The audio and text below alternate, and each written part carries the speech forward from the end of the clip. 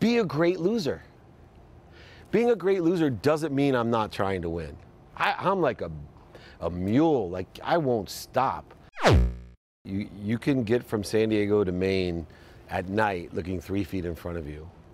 And another thing too is your perspective of it's okay to change your mind. Like, well, my greatest success has come because I don't limit my point of entry, right? All the jobs, all the things that I did, I just don't limit my point of entry. Although I had parental pressures, right? Doctor, lawyer, failure. You know, I was going to be a doctor and then a lawyer. And then even when I graduated law school and had an oil and gas litigation job for 6 figures, and everyone would have been so proud, I decided to sell legal research online and the internet.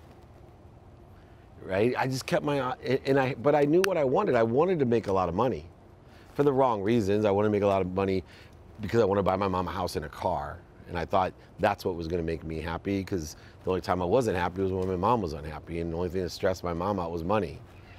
So I think understanding money is important. You know, it's a currency. Currency is an object of energy that you put into the flow. So money will not buy you happiness. I've tried it, but it'll allow you to shop. So it's important. You know, if you want to shop for the right things, money's going to allow you to shop for the right things. If you want to shop for the wrong things, you'll definitely not be happy. I tried that. So I can make a whole list of things that you can buy that aren't going to make you happy. And I can make a whole list of things like building community centers in Africa to impact millions of people. That'll make you happy. But it's up to your personal values every day. I have 4 kids. I am perfectly fine if my daughter came home every day from school and said, I want to be a doctor. The next day I want to be a lawyer. The next day I want to be a fireman. The next day I want to be a ballerina. That's okay. As long as that day that she says that she's pursuing her potential to be a ballerina. And if she looks at her values in the morning and says, I don't want to do this anymore, good. I don't believe in people 60, 70, 80 telling me I don't have enough time. I can't change. I have friends when we were in our 30s that were miserable, and they're like, I can't change. They were so jealous because I was pursuing my potential, right? And so many times in my life, I was doing things that people were like, I can't believe you didn't take that job. Huh? Oh my God, can you believe Dave Meltzer's gonna sell? He is a real lawyer, right? 2 years later, they're all begging me for jobs. I remember when I got in the sports world and, you know, took over there, people were like, what does he know about that? He's been in technology and real estate and investment. What does he know about sports? He wasn't even very good at it. He played at Occidental. Like, how's he gonna run the most famous, right? People will tell you exactly what they want for you, which is, huh? Yeah, of course. Well, faith is voting, right? You can take it out of a religious context. Faith is voting by what you think. When you think about something, you're voting for that. When you talk about it, you're voting for it. When you're acting on it, you're voting for it. When you're believing it, you're voting for it. And then you have your personality traits, obsessions, and addictions and characteristics that are also naturally, unconsciously voting for it.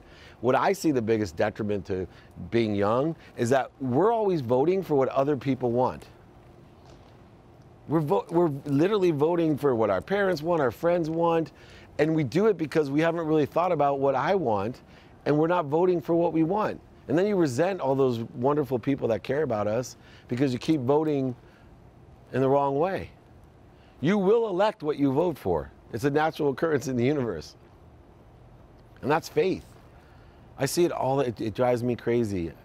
You know, I have to be a parent and allow things to happen to my teenage daughters, but sometimes they put faith into things and I'm like, God, I really would like to say something, but I know what you resist persists, and they need to learn it themselves.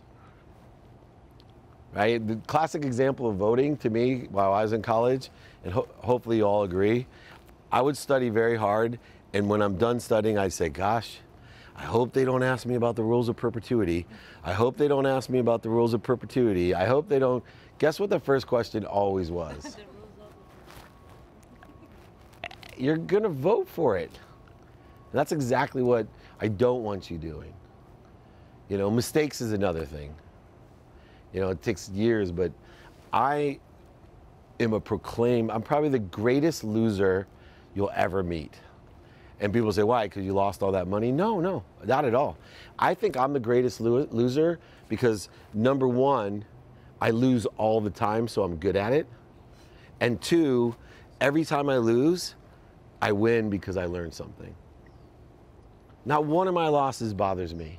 In fact, I'm one of the few people, I illuminate my losses. When you get older, you know, you get these Harvard and all these people around you that are stockbrokers, and they fly in on their private jets to meet you, and they want to impress you, and they go and they give you that background, their elevator pitch for 5 minutes and tell you, basically what I always hear is, you know, I was summa cum laude, I went to Harvard, I went to Wall Street, I was a millionaire by 25, and I took this company public, I did a roll-up on this company, and I was elected senator, and then literally, and they go on and on and on, and then they're like, how about you, Dave? I'm like, oh, well, you know, I grew up with 6 kids and a single mom with nothing, and at the age of 32, I had over $100 million, and I lost it all.